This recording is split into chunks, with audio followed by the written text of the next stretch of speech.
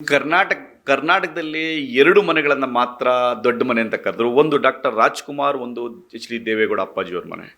ಅಂಥ ದೊಡ್ಡ ಮನೆಯಲ್ಲಿ ಒಬ್ಬ ದೊಡ್ಡತನವನ್ನು ಮೆರೆದಂಥವ್ರು ಚೆನ್ನಮ್ಮಾಜಿಯವರು. ಕಾರಣ ಏನಪ್ಪ ಅಂದರೆ, ಇದು ದೇಶದ ಇತಿಹಾಸದಲ್ಲಿ ನನಗನ್ಸುತ್ತೆ ಇಂದಿರಾ ಗಾಂಧಿಯವರ ನಂತರ ಭಾಳ ದೊಡ್ಡ ಜನಸಂಖ್ಯೆ ಸೇರಿದ್ರೆ ಒಬ್ಬರು ಹೆಣ್ಮಗಳಿಗೆ ಅದು ಚೆನ್ನಮ್ಮಾಜಿ ಅವ್ರಿಗೆ ನನಗನ್ನಿಸ್ತಾರೆ.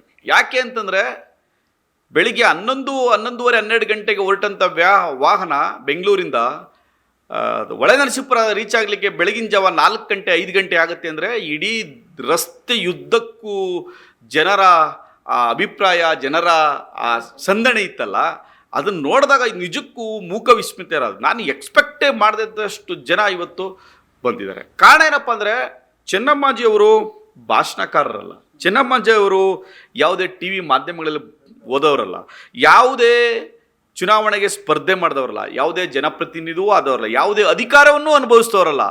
ಇಷ್ಟೆಲ್ಲವನ್ನು ಮಾಡದೆಯೂ ಸಹಿತ ಜನಮನ್ನಣೆಗೆ, ಜನರ ಪ್ರೀತಿಗೆ ಪಾತ್ರರಾಗಿದ್ದಾರೆ ಅಂದರೆ ಅವರ ಸರಳ ಜೀವನ ಮತ್ತು ಅವರ ದೈವದಲ್ಲಿ ನಂಬಿಕೆ ಇಟ್ಟಂಥದ್ದು. ಈ ಎರಡು ಕಾರಣಗಳಿಂದ ಇಡೀ ಜನರ ಮೆಚ್ಚುಗೆ ಪಾತ್ರವಾದರು. ಕಾರಣ ಏನಪ್ಪ ಅಂದರೆ, ಕೇವಲ ಒಂದು ಪಕ್ಷಕ್ಕೆ ಸೀಮಿತವಾಗಲ್ಲ, ಪಕ್ಷವನ್ನು ಮೀರಿ, ಜಾತಿಯನ್ನು ಮೀರಿ, ಧರ್ಮವನ್ನು ಮೀರಿ ಇವತ್ತು ಅವರನ್ನು ಮೆಚ್ಚುಗೆಯನ್ನು ವ್ಯಕ್ತಪಡಿಸಿದ್ದಾರೆ. ಮತ್ತು ಇಡೀ ಸುದೀರ್ಘ ರಾಜಕೀಯ ಜೀವನದಲ್ಲಿ ದೇವೇಗೌಡ ಅಪ್ಪಾಜಿಯವರ ರಾಜಕೀಯ ಜೀವನದ ಏಳಿಗೆಯಲ್ಲಿ ಬಹಳ ದೊಡ್ಡ ಪಾತ್ರವನ್ನು ನಿರ್ವಹಿಸಿದವರು ಚೆನ್ನಮ್ಮಾಜಿಯವರು. ಈ ಮಟ್ಟಕ್ಕೆ ದೇವೇಗೌಡ ಅಪ್ಪಾಜಿಯವರು ಯಶಸ್ಸನ್ನು ಗಳಿಸಿದ್ದಾರೆ.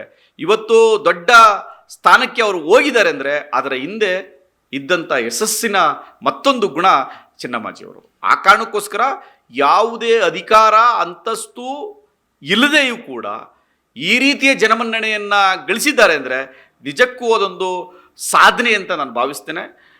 ನಿಜಕ್ಕೂ ಇದು ಕೇವಲ ದೇವೇಗೌಡ ಅಪ್ಪಾಜಿಯವರ ಕುಟುಂಬಕ್ಕೆ ಮಾತ್ರ ನಷ್ಟ ಅಲ್ಲ, ಇಡೀ ನಮ್ಮ ಕರ್ನಾಟಕದ ಎಲ್ಲ ರಾಜಕೀಯ ಮನಸ್ಸುಗಳಿಗೆ ನೋವಾಗಿದೆ ಅಂತ ಹೇಳಿ ನಾನು ಭಾವಿಸ್ತೇನೆ. ಖಂಡಿತ ರಾಜ್ಯ ಸರ್ಕಾರಕ್ಕೂ ಕೂಡ ಈ ಸಂದರ್ಭದಲ್ಲಿ ನಾನು ಅನಂತ ಧನ್ಯವಾದಗಳನ್ನು ತಿಳಿಸ್ತೇನೆ. ಯಾಕೆಂದರೆ ಒಂದು ನಿರ್ಧಾರವನ್ನು ತೆಗೆದುಕೊಂಡು ಈ ರೀತಿ ಗೌರವಯುತವಾಗಿ ವಿಧಾಯವನ್ನು ಮಾಡಿಕೊಟ್ಟಂಥ ರಾಜ್ಯ ಸರ್ಕಾರಕ್ಕೆ ಮತ್ತು ಜಿಲ್ಲಾಡಳಿತಕ್ಕೆ ಅನಂತಕ್ಕೆ ಧನ್ಯವಾದಗಳನ್ನು ತಿಳಿಸ್ತೇನೆ.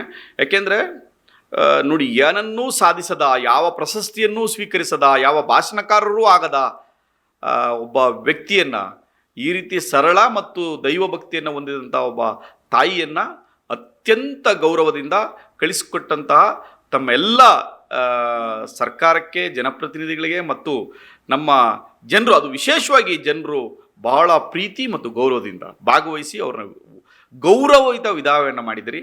ತಮ್ಮೆಲ್ಲರಿಗೂ ಈ ಮೂಲಕ, ನಿಮ್ಮ ಚಾನಲ್ ಮೂಲಕ ವಂದನೆಗಳನ್ನು ತಿಳಿಸ್ತೇವೆ. ಖಂಡಿತ ಅದರ ಬಗ್ಗೆ ಒಂದು ದೊಡ್ಡದು ಒಂದು ಮ್ಯೂಸಿಯಂ ಮಾಡಬೇಕು, ಅಲ್ಲಿ ಇನ್ನೂ ಒಂದಷ್ಟು ಜಮೀನನ್ನು ಖರೀದಿಸಿ ಅಂತ ಹೇಳಿ ಅದು ಪ್ರೋಸೆಸ್ ನಡೀತಾ ಇದೆ. ಸೊ ಅದನ್ನು ಖಂಡಿತ ಮಾಡ್ತಾರೆ.